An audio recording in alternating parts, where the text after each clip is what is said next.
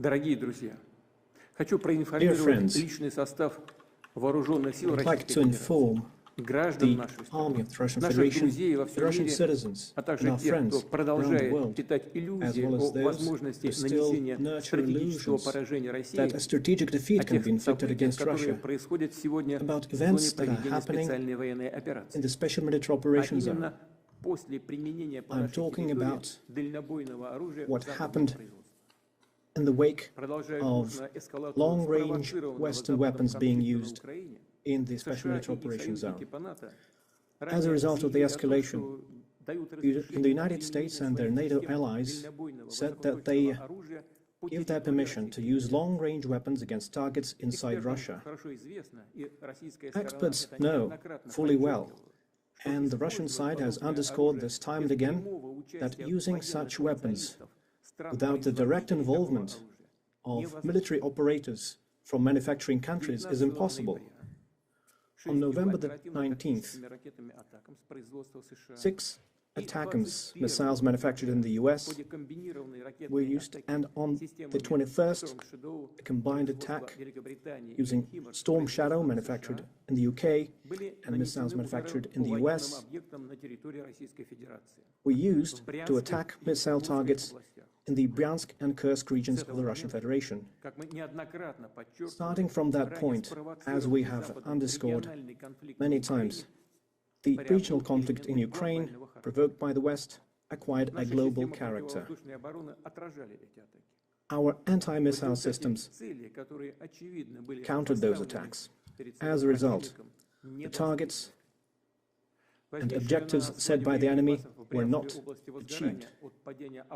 The fire and the ammunition storage in the Bryansk region, as a result of fragments of ATACMS missiles falling, has been contained. No victims. In the Kursk region, one of the command and control centers of our Sever group was attacked. As a result of the attack and the countermeasures, there have been people wounded and killed, and those who were involved in servicing these facilities, those who were members of the command, have not been hit by the attack and are now continuing their operation to remove the enemy from the Kursk region. I repeat, the use of such weapons cannot change the course of the special military operation.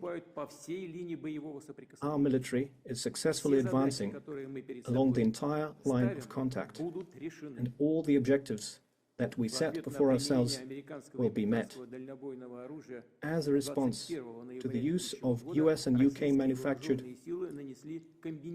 weapons, the Russian forces have carried out a combined strike on one of the military-industrial facilities in Ukraine. And this included the test of a novel intermediate-range Russian missile system.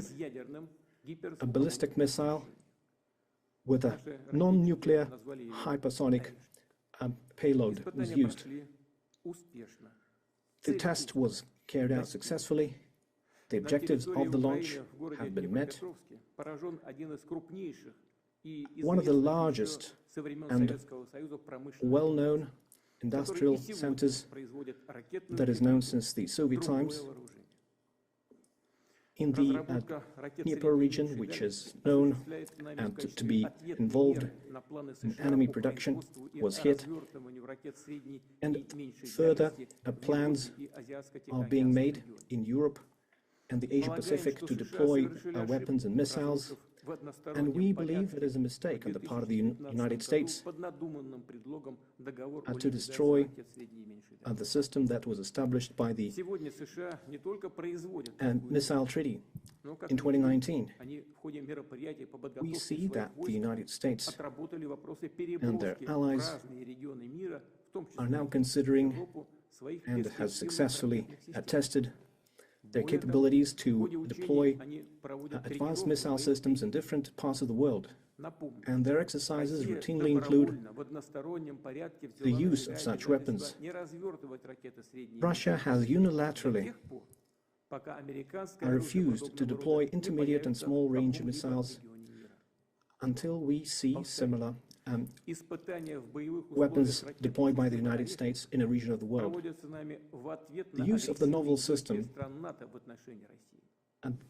which was essentially an operational test, was carried out in response to the decisions made by the United States and their allies. And the further actions will be considered and decided based on what we see from them. The further course of action will be determined based on the threats to the security of the Russian Federation.